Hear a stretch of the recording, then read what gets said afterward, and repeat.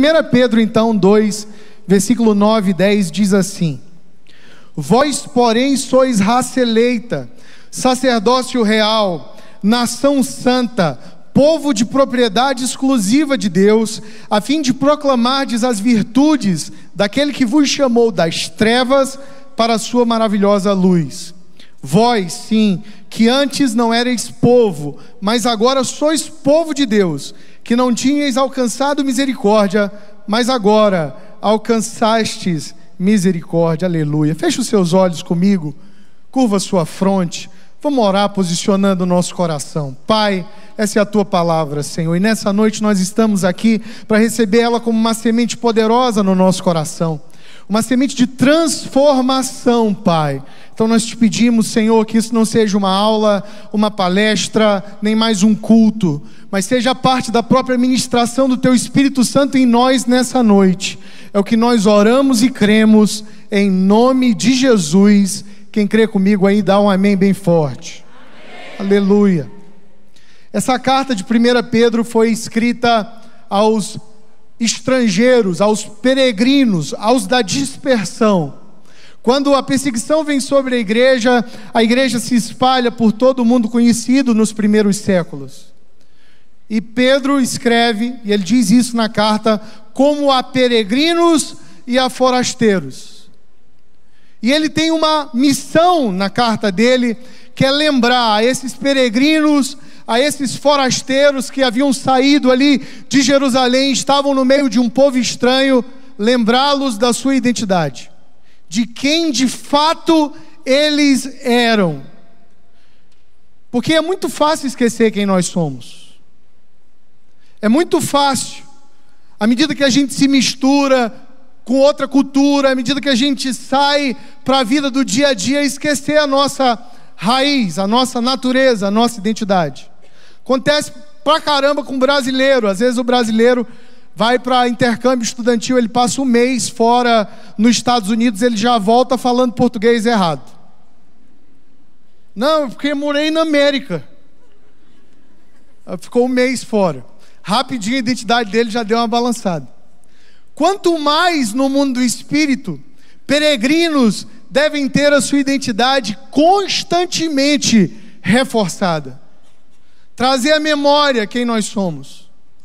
Principalmente, como eu disse no começo, nessa época do ano de carnaval, onde a cultura, onde o convite da cultura é para o hedonismo, é para o sexo, é para a bebida, é para a droga. Essa é a proposta de felicidade do mundo.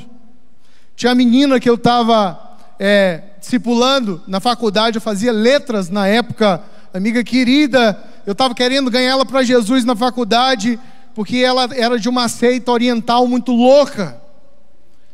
E eu disse, eu tenho que salvar essa alma, e comecei a falar de Jesus para ela, e uma quarta-feira ela apareceu no culto, e entregou o coração para Jesus. Para alguns meses depois, no carnaval, sumi. Se perdeu. Voltou para a igreja depois toda arrebentada. E eu disse, minha amiga, o que tu foi fazer no mundo? Ela disse, eu fui ver se ele ainda estava como eu tinha deixado. Se aí, está do mesmo jeito? Ela, do mesmo jeito. Foi horrível a experiência.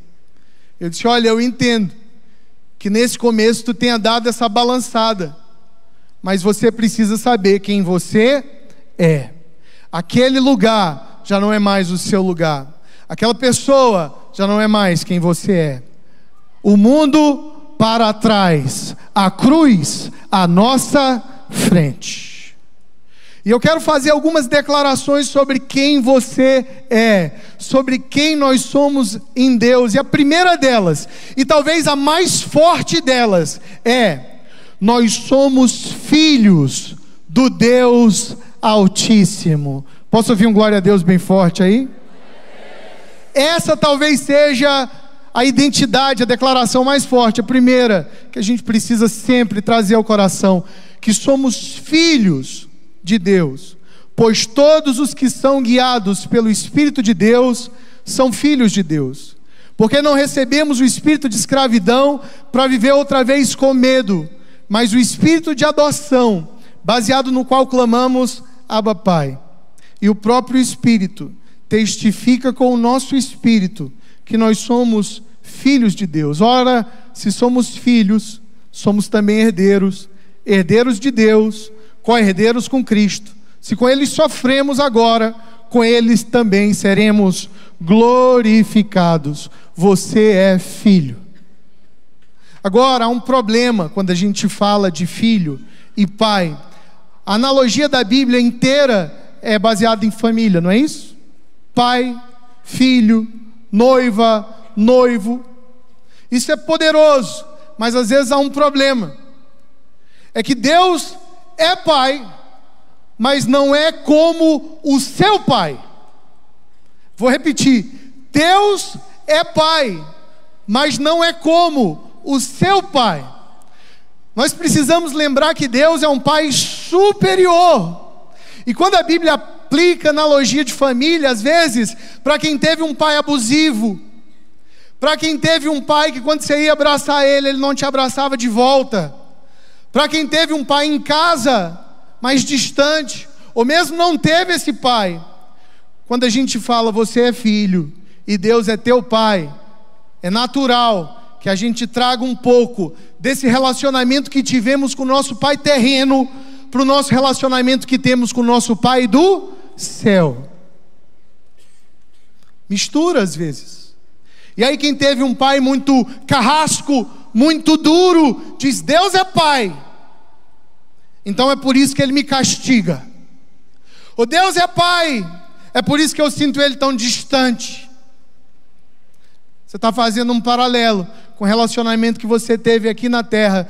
Eu quero te lembrar essa noite que nós somos filhos do Deus Altíssimo e Ele é pai, mas Ele é melhor do que o nosso pai daqui da terra. Eu sou filho de pastor, eu cresci na igreja. Meu pai é um homem de Deus, mas meu pai teve uma criação dura, rapaz. Ele veio do interior para a capital para estudar, serviu ao exército. Meu pai é um homem grandão e ele é muito disciplinador, muito duro às vezes.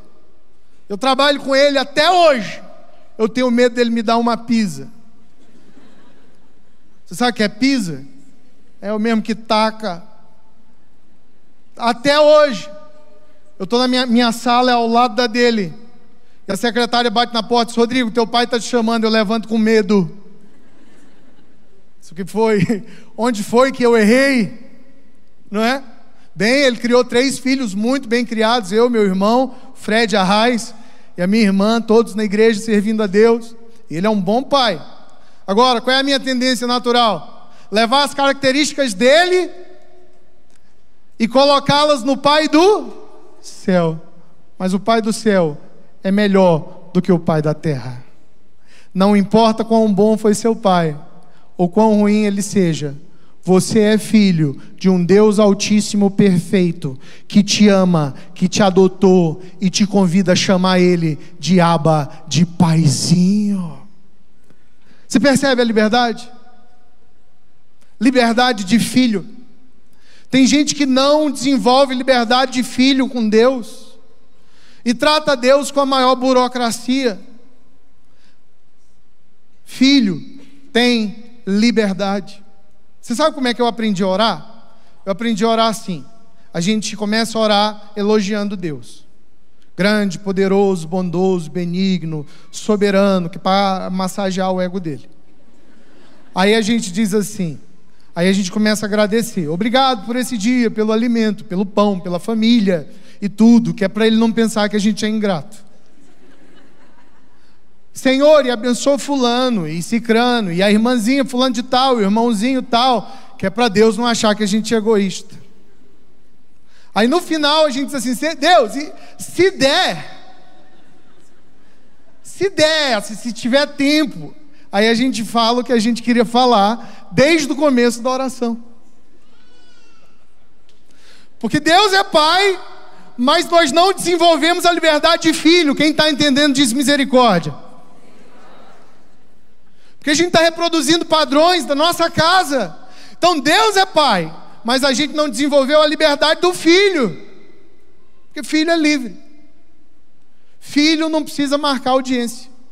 Teve uma época que eu trabalhei numa secretaria de governo, e a gente teve uma reunião com o prefeito. E a gente estava 10 horas da noite no gabinete do prefeito, lotado, todo o secretariado, para fazer uma reunião com ele. O prefeito é jovem, evangélico, esperando o prefeito terminar, porque estava todo mundo com fome e queria ir para casa. E aí, de repente, a porta abriu. E entrou essa meninazinha. 3 anos, linda, filha dele. E correu para o colo dele e estragou a nossa reunião. Pensa numa raiva que eu fiquei dela. Ela não precisa marcar audiência com o prefeito. Você imagina o tanto de gente na capital do Maranhão, em São Luís, que precisa de uma audiência com o prefeito e não consegue? Ela não precisa marcar. Ela mete a mão na maçaneta. E é isso que Romanos está dizendo. Ele está dizendo que nós não temos mais um espírito de medo, de escravidão. Nós recebemos um espírito de adoção, que nos fez filhos de um Deus Altíssimo.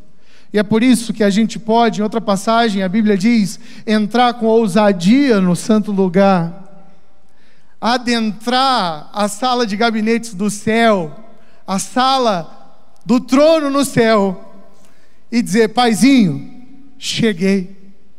Paizinho, estou aqui.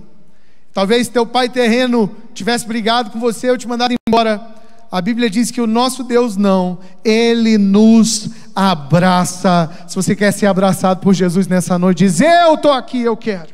Dá uma salva de palmas para Jesus aí nessa noite. Primeira identidade, não esqueça, você é filho. E filho tem direitos. E filho não precisa marcar audiência. E filho não tem que ter burocracia. Eu ensinei minha filha, Paola, mais velha, a orar. E no começo, a gente precisava orar só ajoelhado, porque eu achava bonitinho ela ajoelhando. Aí disse: vamos orar, Paola, vamos orar, então vamos ajoelhar. E a gente ajoelhava no pé da cama. E foi assim muito tempo, até que teve algumas noites que eu estava muito cansado, então não queria orar ajoelhado, eu queria orar deitado na cama. Aí eu dizia assim: vamos orar, Paola, para dormir? Ela disse: não, tem que ajoelhar. Eu disse: pronto, criei um monstro. Nós criamos cerimônias com Deus que Ele não pede de nós, porque Ele é Pai, nós somos filhos. Agora a gente precisa entender que filho tem liberdade, filho tem acesso. Meu pai, apesar de grandão e bem disciplinador, de um tempo para cá o coração dele está cada vez mais mole. E às vezes eu chego na igreja de manhã, eu abraço ele gostoso, e eu gosto de beijar ele na bochecha, porque isso não é comum lá em casa. Eu beijo ele na bochecha e digo: te amo, pai.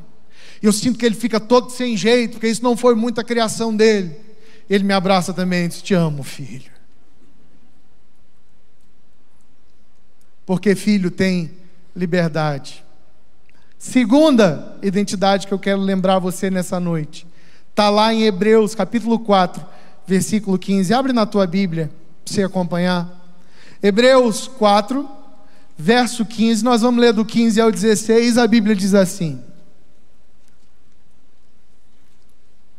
porque não temos sumo sacerdote que não possa compadecer-se das nossas fraquezas. Antes foi ele tentado em todas as coisas, a nossa semelhança, mas sem pecado. Acheguemo-nos, portanto, confiadamente junto ao trono da graça, a fim de recebermos misericórdia e acharmos graça para socorro em ocasião oportuna. Acheguemo-nos, portanto, com confiança ao trono da graça. Outra passagem, 2 Timóteo, capítulo 1, versículo 9 e 10, diz assim: que nos salvou e nos chamou com santa vocação, não segundo as nossas obras, mas conforme a sua própria determinação e graça que nos foi dada em Cristo Jesus antes dos tempos eternos e manifestada agora pelo aparecimento do nosso Salvador, Cristo Jesus. Os textos dizem: vamos entrar com confiança no trono da graça, porque não é segundo as nossas obras, é segundo a aceitação dele. A segunda identidade que eu quero trazer para o seu coração nessa noite é que você é o alvo da graça de Deus. Você é o alvo da graça de Deus, de tudo que Ele fez, de cada planeta, de cada estrela, de cada nascer e pôr do sol, de cada animal na natureza. Tudo que Ele fez e criou, tudo que Ele sempre desejou em toda essa história e processo foi você.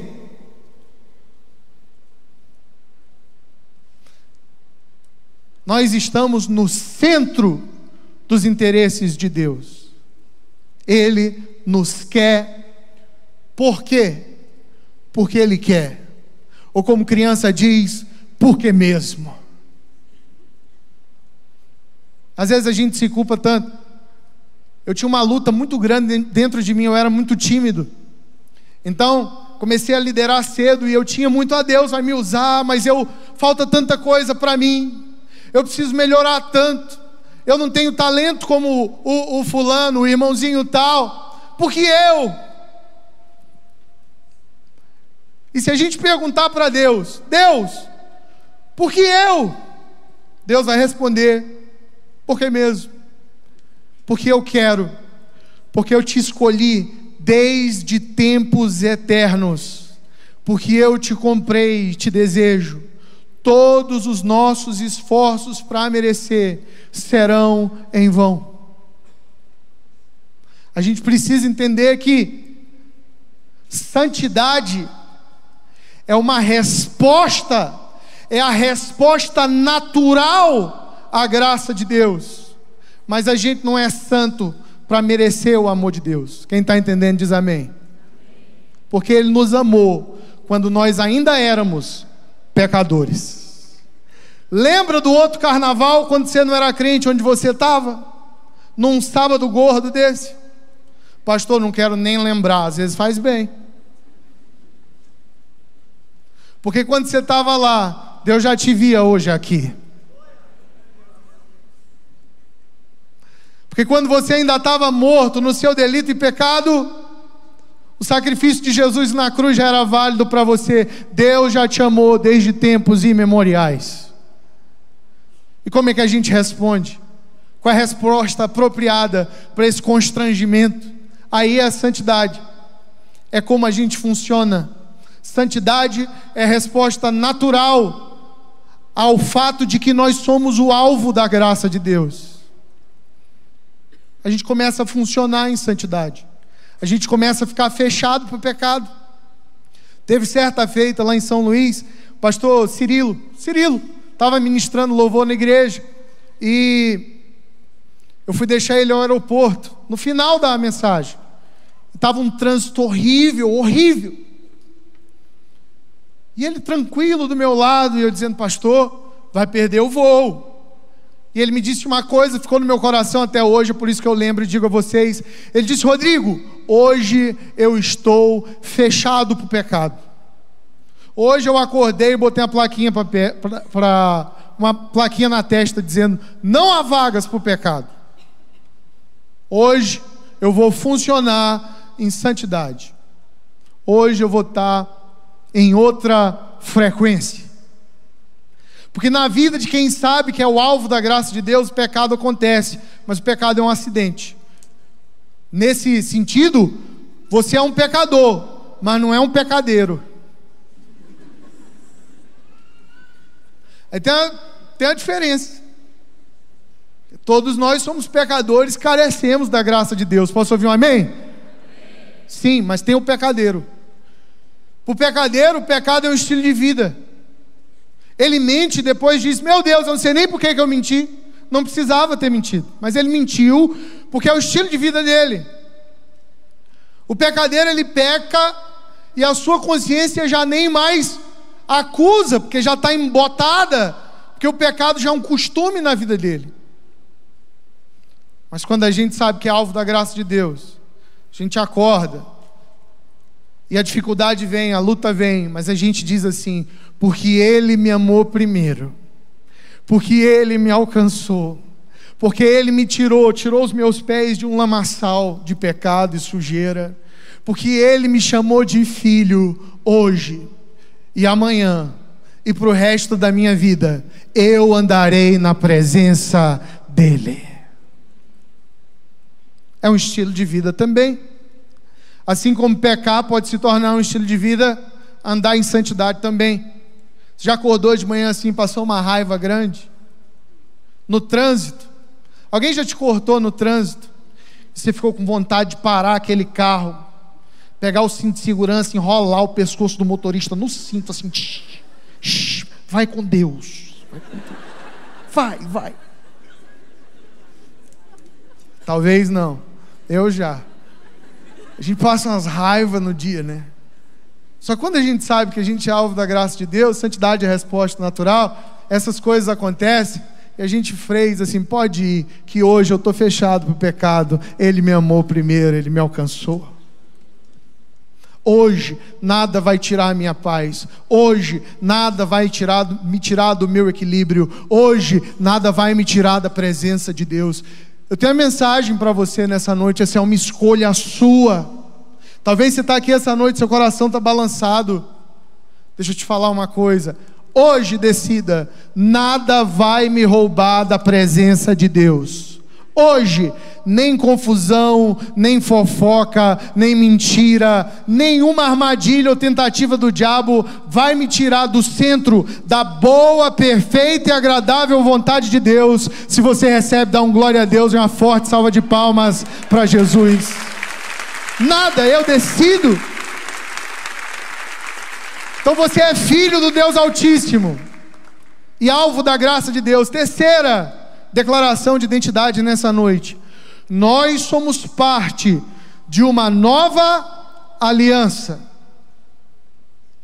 Acho importante dizer isso. Tem muita gente voltando para o Velho Testamento. Tem muita gente querendo alcançar a Deus por caminhos que já não funcionam mais. Olha o que a Bíblia diz, Hebreus capítulo 10, versículo 1. A Bíblia diz assim: ora, visto que a lei tem a sombra dos bens vindouros, não a imagem real das coisas, nunca jamais pode tornar perfeitos os ofertantes, com os mesmos sacrifícios que ano após ano, perpetualmente eles oferecem. João 1,17, porque a lei foi dada por intermédio de Moisés, mas a graça e a verdade vieram por meio de Jesus Cristo. E João faz uma declaração poderosa no versículo 18, dizendo: ninguém jamais viu a Deus. Ele repete essa declaração em 1 João, na primeira carta de João. Ele fala no Evangelho em 1 João: ninguém jamais viu a Deus. Sabe por quê? Porque o apóstolo João quer nos dizer uma coisa: que ninguém viu a Deus até ter visto Jesus.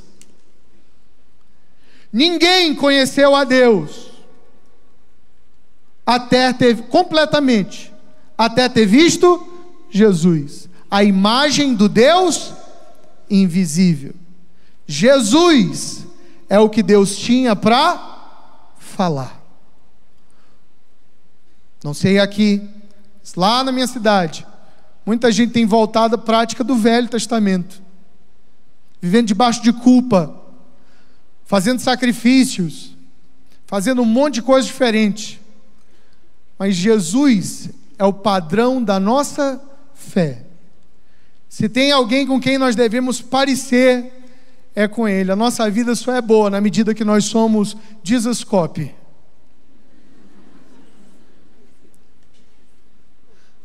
A gente precisa medir a nossa vida, não é o tanto que a gente está parecendo com um profeta do Velho Testamento, apesar de ter excelentes profetas no Velho Testamento, mas é o quanto que a nossa vida se parece com a de Jesus. A pergunta, portanto, é aquela daquele movimento nos anos 90, 80, o que Jesus faria? Porque Ele é a imagem do Deus invisível, o primogênito de toda a criação. Nele foram criadas todas as coisas, nos céus e na terra, visíveis e invisíveis, sejam tronos, sejam soberanias, sejam principados, quer potestades, tudo foi criado por meio dele e para ele. Ele é antes de todas as coisas, nele tudo subsiste. Ele é a cabeça do corpo, da igreja, é o primogênito entre os mortos, porque aprove a Deus que nele residisse toda a plenitude. Colossenses 1, versículo 15 a 21. Que declaração poderosa! Jesus, portanto, é a nossa nova aliança. E a gente tem que medir a nossa vida com Deus baseado no relacionamento que nós temos com Ele, porque Ele está vivo. Eu quero dizer para você que não importa se você sente ou não, Jesus está aqui nessa noite. Os anjos do Senhor estão aqui nessa noite conosco, porque não há atividade espiritual na terra sem a presença dos anjos. Hebreus 1,14 diz que eles são espíritos ministradores, que existem para auxiliar aqueles que hão de herdar a salvação. Enquanto Gabriel tocava aqui e a gente adorava, os anjos adoravam conosco. E o Senhor Jesus se faz presente no nosso meio, porque Ele é a conexão, nós e Deus, assentado à direita do trono. Irmãos, o passado já passou. Jesus era o que Deus tinha para falar. Se você essa noite clamar pelo nome dEle, você pode adentrar sem medo, sem escravidão, sem covardia, e meter a mão na maçaneta da sala do trono, e correr na frente de todo mundo, e jogar-se aos pés dele, dizendo: Paizinho, cheguei, o acesso está garantido. O seu acesso essa noite está garantido. Última declaração para a gente orar. Nós somos chamados para os propósitos eternos dEle. Nós somos filhos amados de Deus, somos alvo da sua graça, somos parte de uma nova aliança em Jesus, na nossa comunhão com Ele, e somos chamados para uma missão. Olha, abrindo meu coração para você, eu tive dificuldade muito tempo na minha vida para descobrir qual era o meu chamado. Crescendo na igreja, você sabe, tem sempre lá aquela conferência de missões, e aí todo mundo se veste com uma roupa de uma nação, e a gente fica ali sentindo que é chamado, e fica dizendo: Deus, para onde o Senhor quer que eu vá? E eu tinha essa coisa comigo, eu queria saber para que país Ele queria me mandar. Eu ficava em crise, eu dizia: Deus, eu quero ir, me manda, fala comigo. E todo pastor que chegava de fora, eu ia pedir oração, dizia: ora por mim, porque eu quero descobrir meu chamado, quero descobrir o que é que Deus quer que eu faça. Olha a nossa mentalidade. Eu quero descobrir qual é o propósito eterno para o qual eu fui chamado. Então eu quero saber o que Ele quer que eu faça. Isso me lembra muito de uma anedota dessas que contam na igreja batista, de um irmãozinho que converteu, e ele converteu pertinho da conferência de missões. E logo 2 semanas depois de entregar o coração para Jesus, veio a conferência, era um missionário da China, a China estava perseguindo cristãos, e ele ficou com medo. Porque o missionário começou a falar sobre missões, sobre propósito de vida, e ele era novo convertido, e ele disse: eu não estou preparado para dar minha vida para Jesus. Para morrer como mártir? Não. Aí ele desviou. Passou alguns meses, ele viu que não dava mais para viver no mundo, ele reconciliou, voltou para a igreja, e ficou servindo ao Senhor Jesus, até que a conferência se aproximou de novo.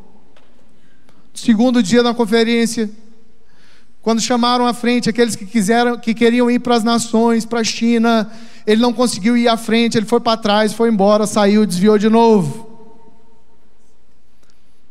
Ficou um tempinho fora, uns meses, viu que não dava para ficar no mundo, resolveu reconciliar, e disse: agora eu vou encarar.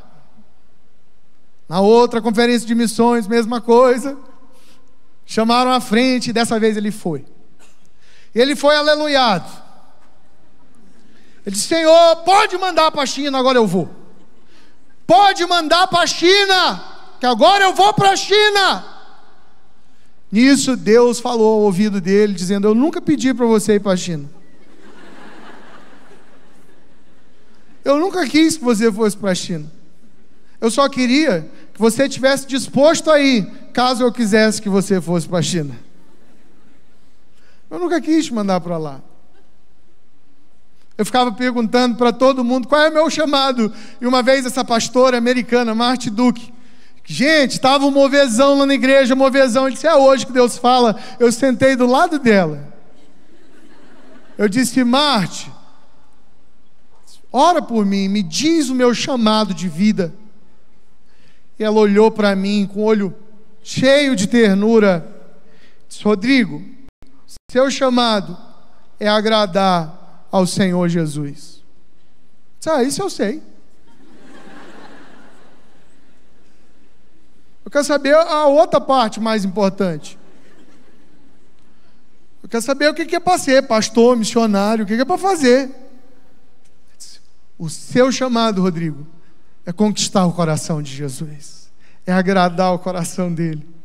2 Coríntios capítulo 5, versículo 9 diz: por isso temos o propósito de lhe agradar, quer estejamos no corpo, quer o deixemos. O propósito é de agradar ao Senhor. Nós somos chamados para o propósito eterno de Deus. E qual é o propósito eterno de Deus? É cumprir um ministério? É abrir uma célula? Também, é muito importante. É servir na igreja? Também, faz muito parte do processo. Mas o que é mais importante? Agradar ao Senhor. Viver para a glória de Deus. A gente foi feito para isso. É por isso que quando a gente está aqui, a gente se sente pleno. Eu trabalho, Carla trabalha, eu faço um monte de coisa. Toda vez que eu estou num ambiente como esse, e o louvor começa a tocar, o Espírito Santo começa a mover no meu coração, eu fico com vontade de largar tudo. Você já viu como a gente faz as promessas mais loucas? Quando a gente está cheio, está na presença de Deus, a gente diz: Senhor, vou jejuar 40 dias de café. Segundo dia, a gente está falando: eu e minha boca grande, para que eu fui dizer isso? E fica lembrando o versículo do voto de tolo. Deus, eu vou dar o carro. Eu nem vou mais de carro quando tem conferência de avivamento lá na igreja. Vou de Uber, que é perigoso. O negócio começa a tocar movezão. Acho que esse carro está muito tempo comigo já. Leva, Senhor, nada tem no meu coração. Porque a gente foi feito para isso. Essa é a nossa natureza. Agora, perceba, quando a gente fala que você foi chamado para o propósito eterno de Deus, a gente pensa logo em quê? Qual é o ministério na igreja que eu tenho que servir?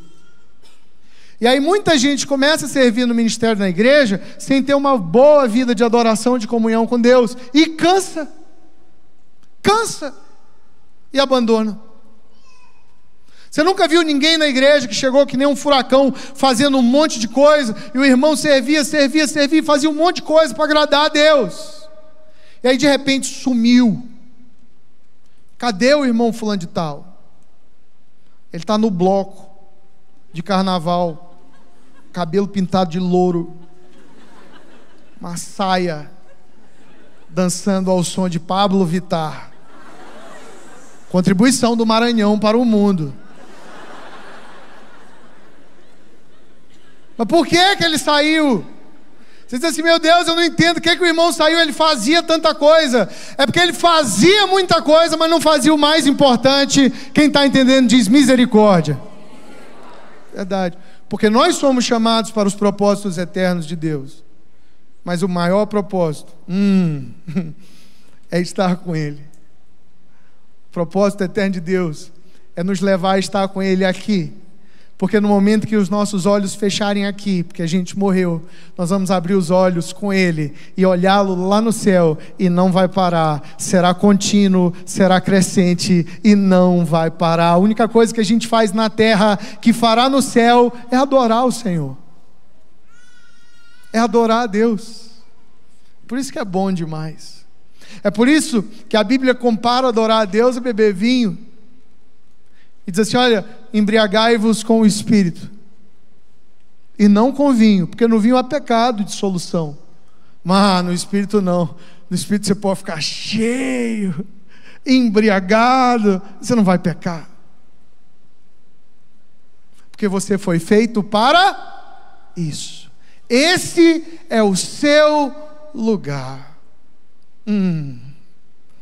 Eu não sei como foi o seu relacionamento com seus pais, mas eu tenho 2 meninas, uma de 8, uma de 4. Elas são muito carinhosas.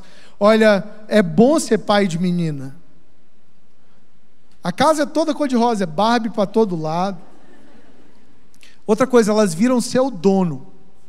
Lá em casa são 3 mulheres, é Carla, Paola e Luísa. Aí eu vou sair, eu tenho que dizer para onde eu vou: para Carla, para Paola e para Luísa. Luísa pequenininha, muito esperta. Eu estou saindo, ela vem: vai para onde? Vou na igreja, Luísa. Para onde é que eu vou todo dia? Não demola. Ela ainda está falando que nem um Cebolinha. Não demola. Traz um Kinder Ovo. Né? Carla pede: traz o pão.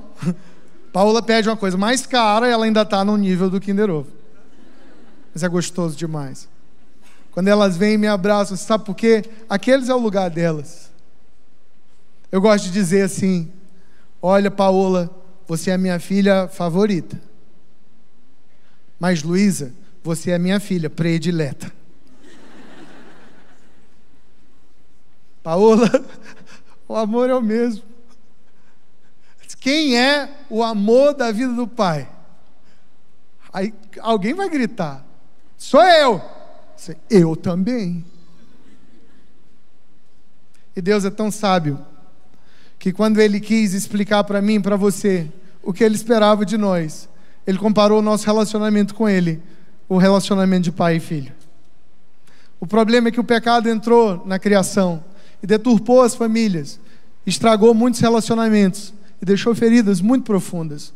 Mas eu quero te falar nessa noite, enquanto nós nos preparamos para orar aqui, que o seu lugar ainda é no colo do papai, e que você ainda é a filha favorita, o filho predileto, e que o propósito eterno de Deus na sua vida, aquilo para o qual Ele te criou, é simplesmente estar aqui nesse lugar.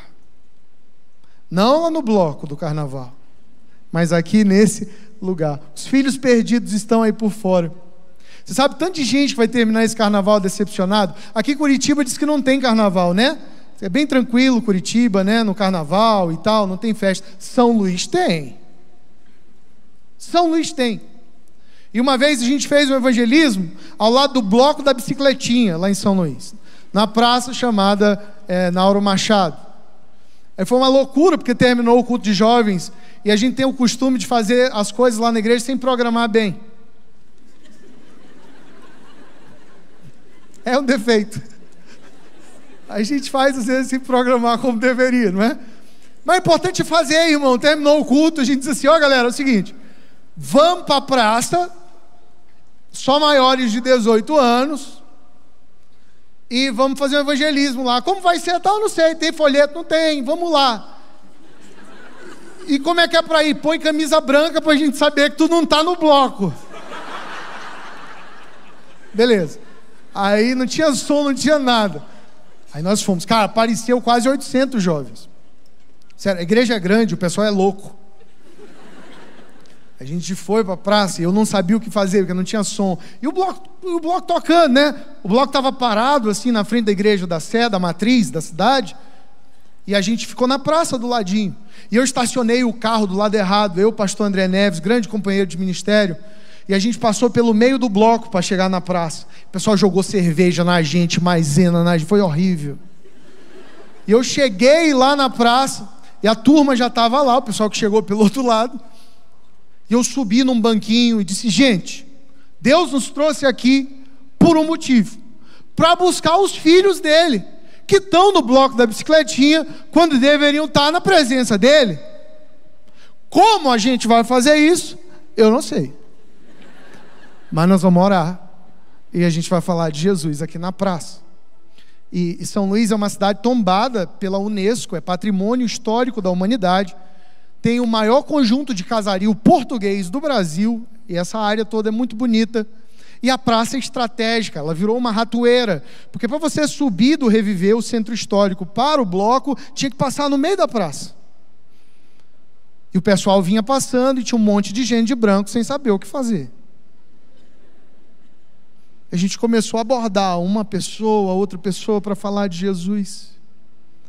Até que uma pessoa lá da igreja, a pastora Cássia, ela disse assim: a gente precisa orar, vamos ajoelhar. E todo mundo ajoelhou na praça, e o bloco comendo. A gente ajoelhou na praça, e ela começou a orar, e a gente começou a dizer: Jesus, Jesus, Jesus, cada vez mais alto. E veio um silêncio, uma reverência, um temor naquele lugar. E as pessoas começaram a ser atraídas para aquele lugar. Você sabe por quê? Porque é o nome do pai delas, é o nome de quem as comprou. Eles são filhos perdidos. Ô gente, foi bonito demais. Tanta gente se reconciliou ali, tanta gente entregou seu coração para Jesus ali, sem estratégia nenhuma, só declaração do nome poderoso de Jesus.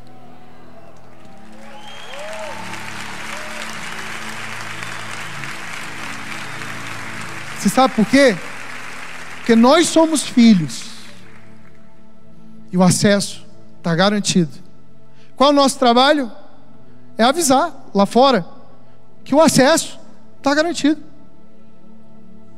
É chamar outros para o lugar onde nós já encontramos, já chegamos. Agora, você só pode levar as pessoas aonde você já foi. Você concorda comigo? Se você não sabe o caminho, você não consegue levar ninguém. É por isso que nessa noite eu quero te convidar, filho amado, para vir para o seu lugar, para vir para o colo do seu pai. Eu não sei por que você ainda não veio, e o que você ainda está fazendo sentado aí, que não saiu correndo e veio para o altar. Vem para o altar se ajoelhar comigo aqui nessa noite. Sai do seu lugar. Deixa de burocracia. Não é um chamado para se converter, não. Ah, já sou crente, pastor. Não é não, é um chamado para se derramar. Depois que a gente se converte, tem um tempo na igreja, às vezes a gente acha que não precisa mais. Daí eu desconfio que somos os que mais precisamos. Pai, essa noite é nossa. Pai, essa noite eu quero estar no meu lugar. Pai, essa noite eu aceito ser o alvo da tua graça. Eu aceito que não mereço, que não sou bom o suficiente, mas o Senhor me ama e vai me usar. O Senhor me ama e me chamou desde sempre. Pai, essa noite eu sei que sou chamado para os teus propósitos eternos, e o primeiro deles é te adorar. Se você está sentado no seu lugar, fica de pé. Você sabe, no culto você pode assistir o culto, você pode participar do culto, e participar é bem melhor. Feche os seus olhos, levanta as suas mãos bem alto. Sente essa atmosfera nesse lugar, nessa noite. Sente o abraço do Pai.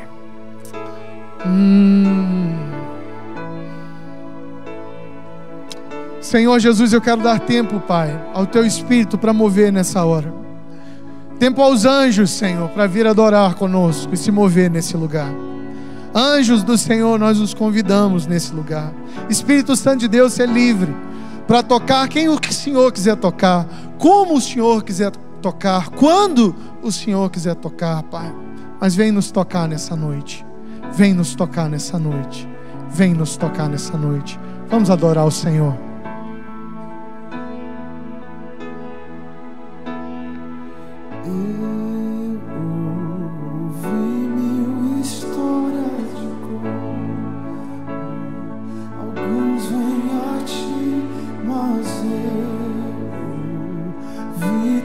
A doce voz na escuridão, me dizendo que se agrada de mim e que nunca estou só. Tu és um bom, bom Pai, é quem tu és, é quem tu és, é quem tu és. Eu sou amado por ti, é quem eu sou, é quem eu sou, é quem eu sou. Tu és um bom, bom Pai, é quem tu és, é quem tu és. Eu sou amado por ti, é quem eu sou, é quem eu sou, é quem eu sou.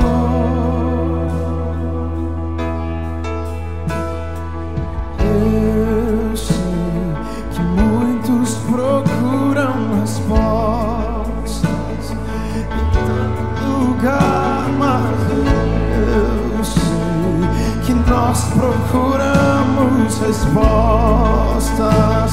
Só tu podes dar, tu sabes tudo que eu preciso antes de eu falar.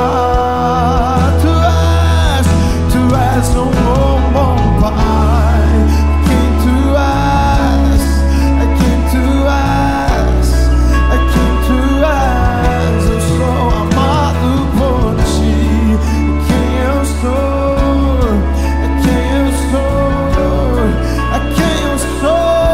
Tu és um bom, bom Pai,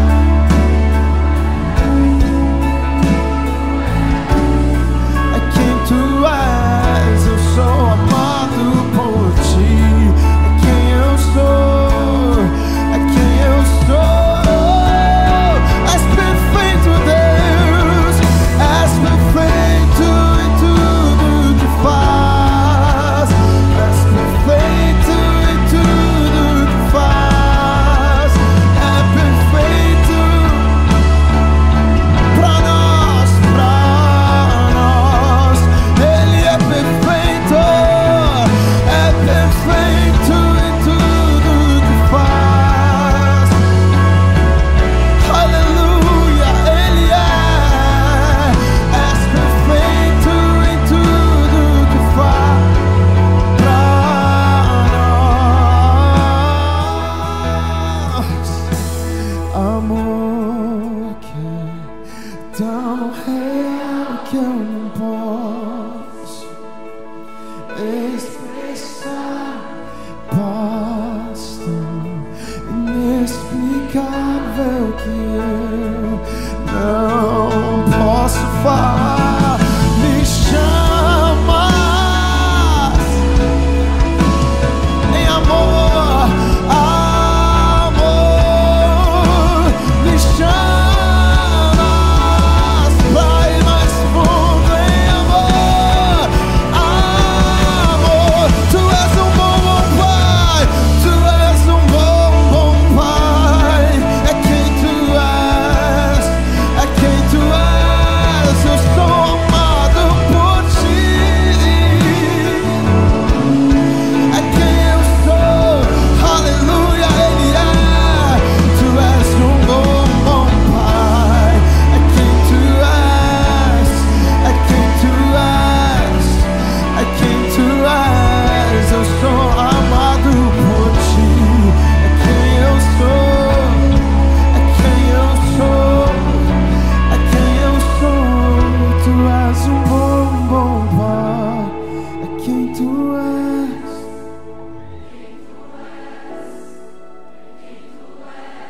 Eu sou amado por ti, é quem eu sou, é quem eu sou, é quem eu sou. Tu és um bom, bom Pai, é quem tu és, é quem tu és, é quem tu és. Eu sou amado por ti, é quem eu sou, é quem eu sou, é quem eu sou. Creio que existem pessoas que ainda não experimentaram o amor de Deus aqui como Pai. Ele te criou, Ele te formou. Quando você estava no ventre da sua mãe, Ele te viu como substância informe, e Ele te amou, mas você não o conhece dessa maneira. Eu lembro quando meu filhinho nasceu, eu estava tão nervoso na sala de parto, e ali esperando aquele momento, e quando a médica colocou ele nos meus braços, eu lembro que foi uma alegria que eu não sabia o que fazer. Eu não sou de tirar foto, mas eu tirava foto. Eu queria mostrar para todo mundo meu filho. Eu mandei mensagem: meu filho nasceu. Que alegria. Pessoas vão nascer de novo hoje neste lugar.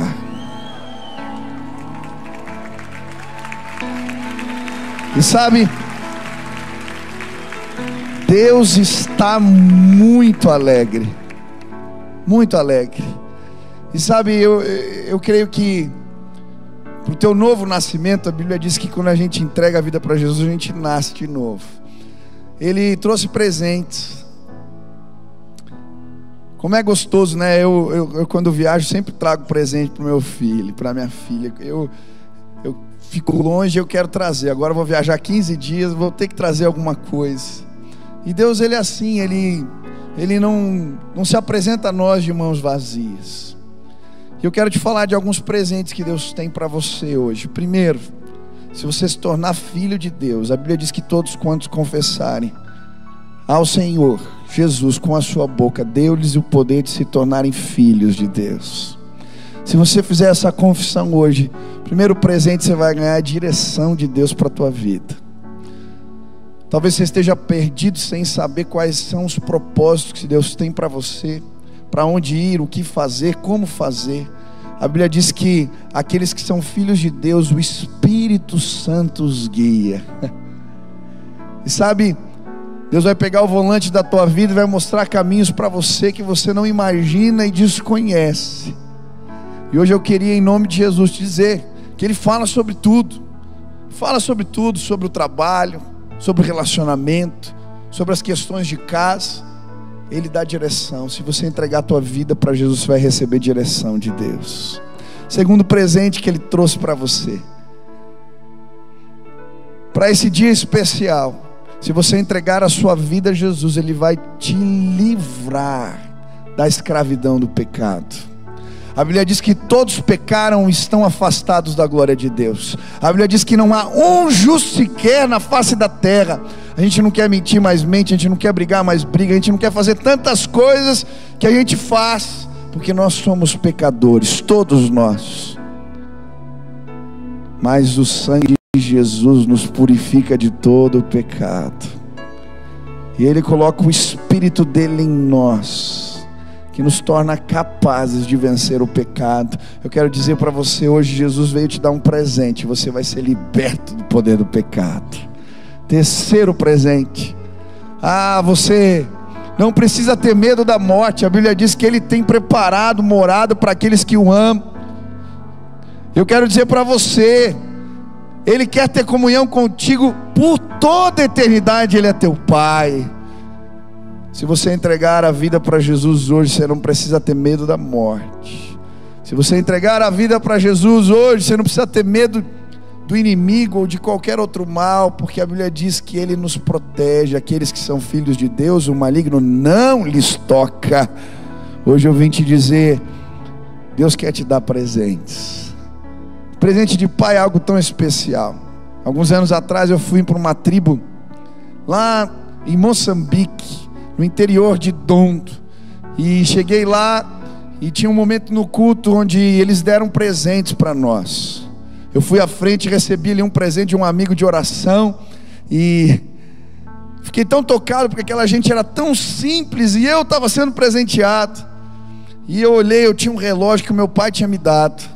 E eu falei assim: olha, vem cá, meu parceiro de oração, também quero te dar um presente. E falei assim: esse relógio foi o meu pai que me deu, e eu quero dar para você. E tirei o relógio. Quando eu tirei, umas mulheres começaram a sair correndo, vieram do fundo com lenços, e elas começaram a gritar, e jogavam um lenço em mim e tiravam. Eu falei: meu Deus, o que é isso? O que eu fiz? E aí o missionário chegou do meu lado e falou assim para mim: um presente de pai nessa cultura tem muito valor. O que você fez, dar um presente que o teu pai te deu para eles, tem um valor inexplicável. Hoje eu não vim trazer um relógio para te dar de presente. Eu vim trazer o melhor presente que eu ganhei do Pai do céu, que foi a salvação em Jesus Cristo. E hoje eu vim dizer para você: você pode ter comunhão com Ele. O pecado foi arrancado, tirado, a barreira sim. Você pode hoje conhecer a Jesus Cristo. Ele vai te chamar pelo nome. Você é dele. Nós ouvimos isso do pastor aqui. Por isso, se hoje você quer ter esse encontro com Jesus, quer nascer de novo, quer se tornar filho de Deus, aonde você está, levante sua mão bem alta. Eu quero orar por você. Deus te abençoe, Deus te abençoe, Deus te abençoe, Deus te abençoe, Deus te abençoe, Deus te abençoe. Levanta a mão bem alto. Deus te abençoe, Deus te abençoe, Deus te abençoe, Deus te abençoe. Aleluia. Deus abençoe, querida. Amém. Sejam bem-vindos. Você que tomou essa decisão, eu vou pedir para você levar suas duas mãos para o céu. Eu vou orar por você agora. Isso, não tenha vergonha. Se tem alguém pertinho aí, chega junto, põe a mão no ombro. Isso. Quero te convidar a fazer essa oração comigo de entrega. Repita assim comigo: Senhor Jesus, eu hoje entrego a minha vida nas tuas mãos. Senhor Jesus, eu sei que sou pecador, mas hoje eu me arrependo e eu declaro que toda a minha vida pertence a Jesus Cristo. Que o teu amor, que a tua graça, que o teu poder e a tua presença me acompanhe todos os dias da minha vida. Em nome de Jesus. Amém. Deixa eu orar por você, Pai querido. São tantos irmãos que hoje levantaram as mãos, entregando a vida para Jesus. E eu quero pedir: cumpre aquilo que está na sua palavra agora, e sela-os com o Santo Espírito da promessa. E que possamos celebrar hoje aqui, nos alegrarmos, porque o Senhor é o nosso Pai, o bom Pai, Pai perfeito. Eu quero pedir, Deus, que haja alegria santa nesse lugar, porque Jesus é o nosso Senhor. Obrigado pelos presentes, obrigado pelo carinho. Celebramos ao Senhor hoje, em nome de Jesus. Amém. Amém. Você pode aplaudir a Jesus. Aleluia. Nós vamos continuar adorando. Quero pedir para você fazer algo aqui. Fecha os corredores aí, dá a mão, fecha tudo, pode fechar. Você que está aqui na frente, fica aqui, não tem problema, dá a mão para quem está perto. Isso. Quantos aqui tem um pai que é bom, perfeito, amoroso? Dê um glória a Deus. Eu creio que pessoas vão ser acarinhadas agora, vão sentir o toque desse pai amoroso de forma diferente. Eu não sei o que aconteceu com você. Talvez uma situação difícil você está passando dentro de casa, uma decepção, uma frustração. Talvez você está preocupado, ansioso, angustiado, eu não sei. Mas o bom pai está aqui, e Ele vai te abraçar hoje. Ele vai ouvir você. Como é gostoso sentir o amor de Deus. E eu queria que agora você fechasse teus olhos no teu lugar,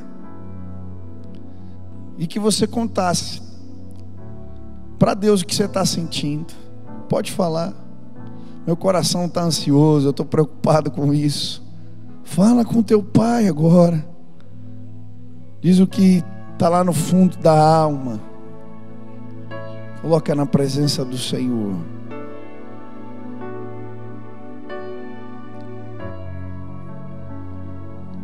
Isso.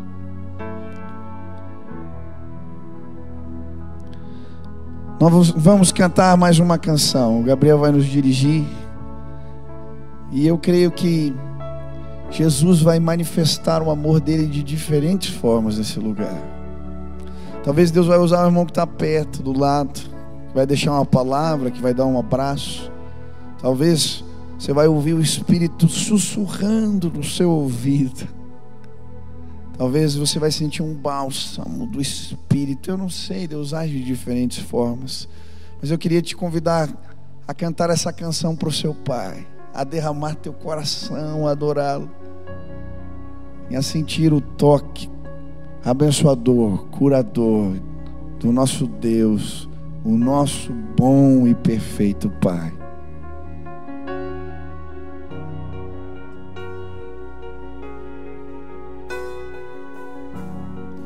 Antes de eu falar, tu cantava sobre mim.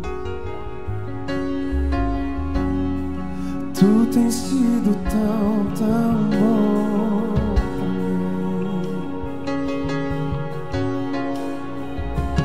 Antes de eu respirar, sopraste tua vida em mim. Ele tem sido bom. Tu tens sido tão, tão bom. Oh, impressionante.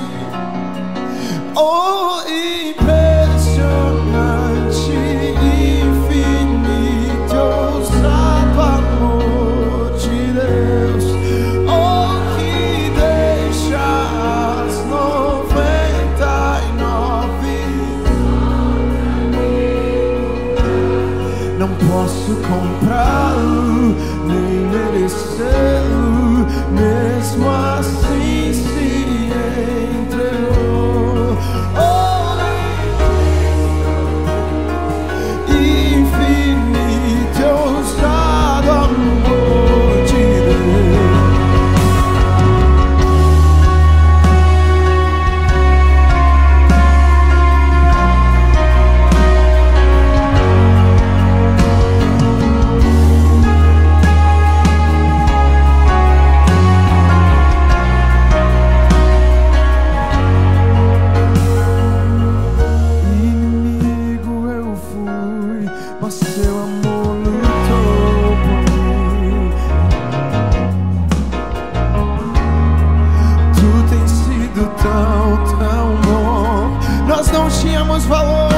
Mas Ele pagou tudo, tudo.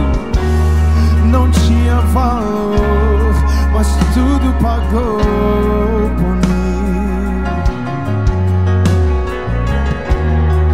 Tu tens sido tão, tão bom pra mim.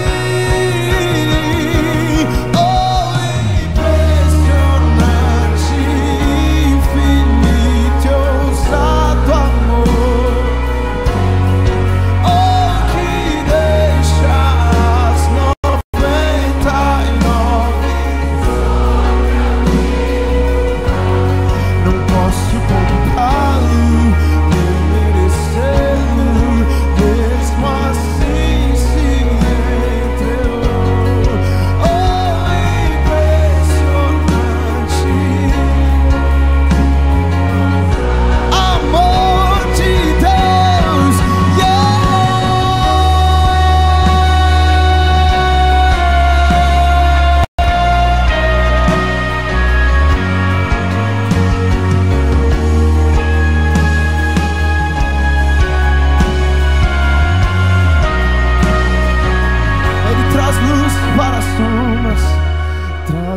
Para as sombras, escala as montanhas pra me encontrar. Derruba muralhas, destrói as mentiras pra me encontrar. Traz luz para as sombras, escala as montanhas. Por amor a nós, Ele derruba muralhas, derruba muralhas. Erga sua voz, traz luz, traz luz, traz luz para as sombras, escala as montanhas pra me encontrar.